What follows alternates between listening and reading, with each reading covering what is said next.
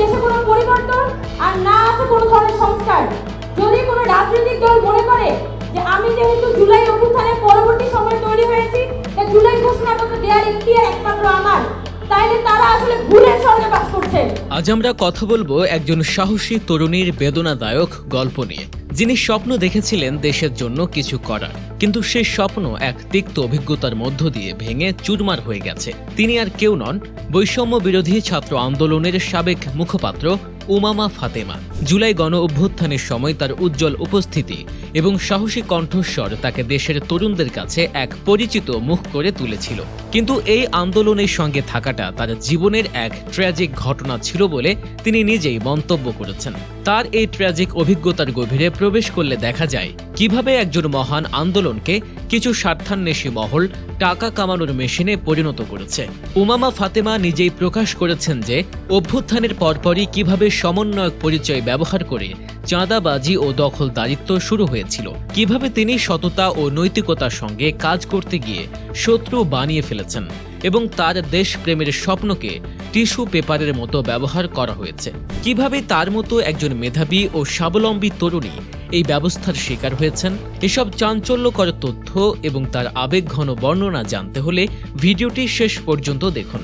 উমামা ফাতেমা জুলাই গণ অভ্যুত্থানের সময় তিনি ছিলেন ছাত্র ফেডারেশনের ঢাকা বিশ্ববিদ্যালয় শাখার সদস্য সচিব। তার কাছে সেই সময়টা ছিল এক বিশাল অভিজ্ঞতা এবং একটি জাতির জন্য এক বড় ট্রমা। তিনি দেখেছিলেন মানুষ রাস্তায় অবিশ্বাস্যভাবে সংগ্রাম করেছে এবং আত্মত্যাগ করেছে।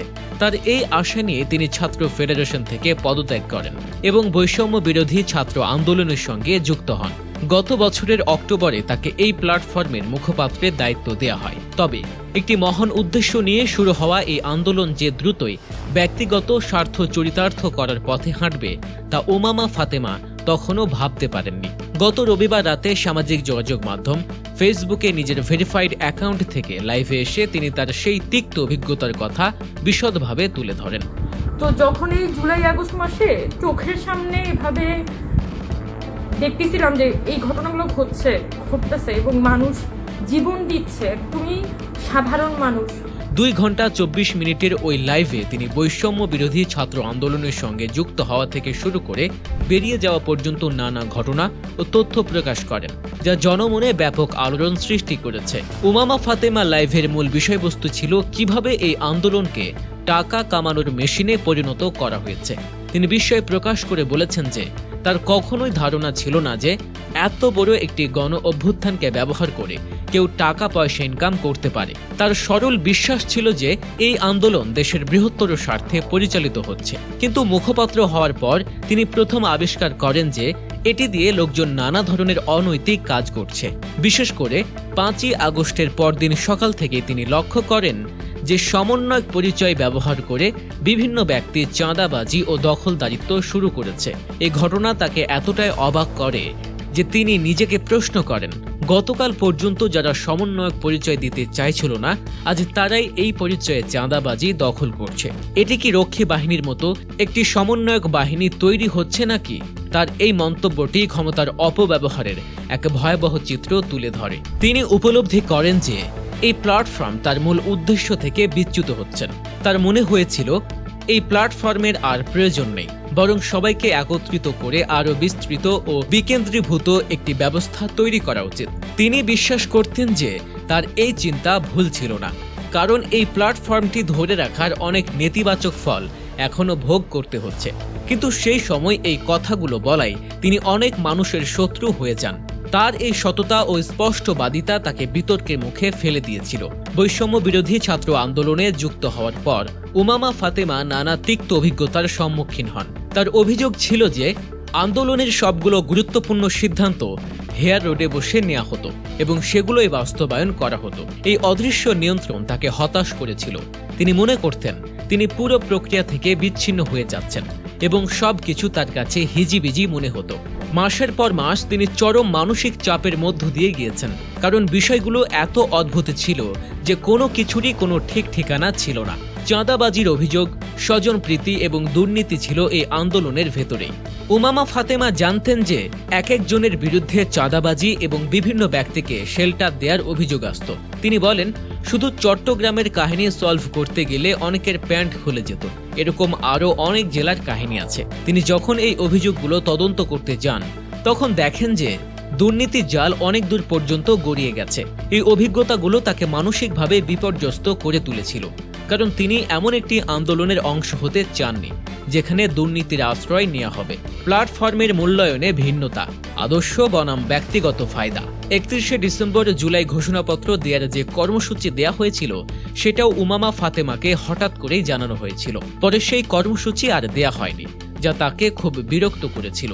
জানুয়ারির 10-15 তারিখের মধ্যে তিনি শোনেন যে তারা দল গঠনের প্রক্রিয়ায় ঢুকে গেছে, কিন্তু তিনি সেই দলের সঙ্গে যেতে আগ্রহী ছিলেন না, কারণ তার লক্ষ্য ছিল একটি প্ল্যাটফর্ম, কোনো রাজনৈতিক দল নয়।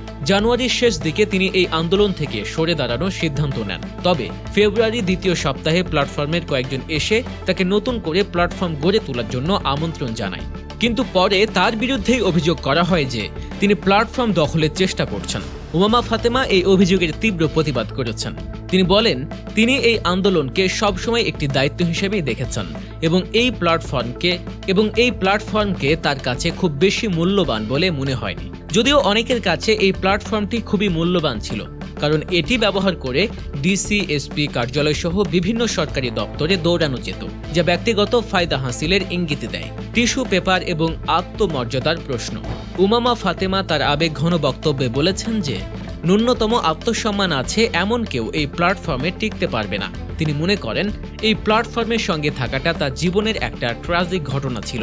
তিনি বিস্মিত হয়েছিলেন যখন দেখেন যে মানুষগুলো জুলাইয়ের মধ্য দিয়ে হেঁটে গেছে, আন্দোলনের সম্মুখ সারিতে ছিল, তারা যখন খুবই সস্তা কাজ করেন, সেটা আসলে নেওয়া যায় না। এই মন্তব্য তার গভীর হতাশাকে প্রকাশ করে। তার মতে গত 1 বছরে তার অনেক সময় নষ্ট হয়েছে। তিনি যদি একা কিছু কাজ করার চেষ্টা করতেন, তাহলে আরও ভালো কিছু করতে পারতেন। তিনি অনুভব করেছেন তার উপর মানসিক চাপ গেছে, কারণ তাদের তো দেশের জন্য কিছু করার স্বপ্ন ছিল, কিন্তু অন্যদের হয়তো স্বপ্ন ছিল কেবল চাঁদাবাজি করার। তার শেষ বাক্যগুলো ছিল সবচেয়ে মর্মস্পর্শী। তিনি অনুভব করেছেন যে আমাকে ডেকে এনে আপনি একটা টিস্যু পেপারের মতো ব্যবহার করেছেন। আমি টিস্যু পেপার না তো। এই কথাগুলো যেন কলুষিত ব্যবস্থার বিরুদ্ধে তার প্রতিবাদের কণ্ঠস্বর। ফেসবুক লাইভের শেষাংশে উমামা ফাতেমা আরও কিছু গভীর তথ্য প্রকাশ করেন, যা তার সরলতা এবং অভিজ্ঞতা না থাকার ইঙ্গিত দেয়। তিনি স্বীকার করেছেন যে জুলাইয়ের অভিজ্ঞতা সবার জন্যই একটি বড় ট্রমা ছিল। মানুষ রাস্তায় অবিশ্বাস্যভাবে সংগ্রাম করেছে, কিন্তু তার মাথায় একবারও আসেনি যে এটা দিয়ে টাকাও ইনকাম করা যায়। তিনি মুখপাত্র হওয়ার পর প্রথম আবিষ্কার করেন যে এই আন্দোলনকে ব্যবহার করে লোকজন নানা ধরনের অবৈধ কাজ করছে। তার ভাষায় টেন্ডার বাণিজ্য, তদবির বাণিজ্য, ডিসি নিয়োগ, অমুক জায়গায় তুমুক কাজ, এগুলো নাকি অহরহ করে বেড়াচ্ছে। মুখপাত্র হওয়ার আগে এগুলো নিয়ে তার কোনো ধারণা ছিল না। তিনি জোর দিয়ে বলেছেন যে জুলাই আগস্টের ঘটনা তার কাছে একটি জীবন অভিজ্ঞতা ছিল এবং তার কখনো মাথায় আসেনি যে এগুলো দিয়ে টাকা পয়সা ইনকাম করা যায়। তিনি নিজেকে প্রশ্ন করেছেন, তাহলে হোয়াই ইন দ্য আর্থ এটাকে আমি একটা মানি মেকিং মেশিনে পরিণত করতে যাব? তিনি পরিষ্কার করেছেন যে কিন্তু দুর্ভাগ্যজনকভাবে সেটা হয়েছে। খুবই কমন, খুবই রেগুলার বেসিসেই হয়ে এসেছে। উমামা ফাতেমা নিজের আর্থিক অস্বচ্ছতার বিষয়েও স্পষ্ট কথা বলেছেন। অনেকে নাকি বলেন যে তিনি 1000 কোটি টাকা কামিয়েছেন। এর উত্তরে তিনি জানিয়েছেন যে তার একটি প্রিটি গুড লাইফ আছে এবং তিনি যথেষ্ট ওয়েল অফ ফ্যামিলি থেকে এসেছেন। তিনি বলেন, জীবনে এত খারাপ অবস্থা আসেনি।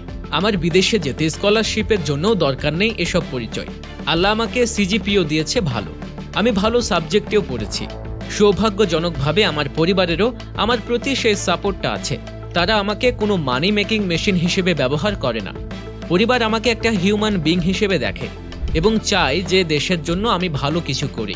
এই বক্তব্যগুলো উমামা ফাতেমার ব্যক্তিগত সততা, পারিবারিক পটভূমি এবং তার নৈতিক দৃঢ়তাকে তুলে ধরে। তিনি ক্ষমতা লিপ্সু এবং অর্থলোভী ছিলেন না, বরং দেশের জন্য কিছু করার স্বপ্ন দেখেছিলেন।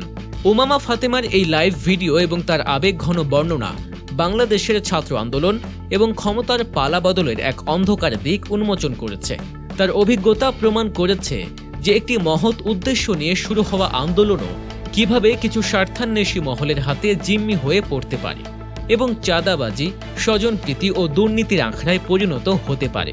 তার মতো সৎ ও মেধাবী তরুণ তরুণীরা যখন এমন তিক্ত অভিজ্ঞতার মুখোমুখি হন, তখন তা দেশের ভবিষ্যৎ রাজনৈতিক নেতৃত্বের জন্য এক বড় সতর্কবার্তা হয়ে আসে।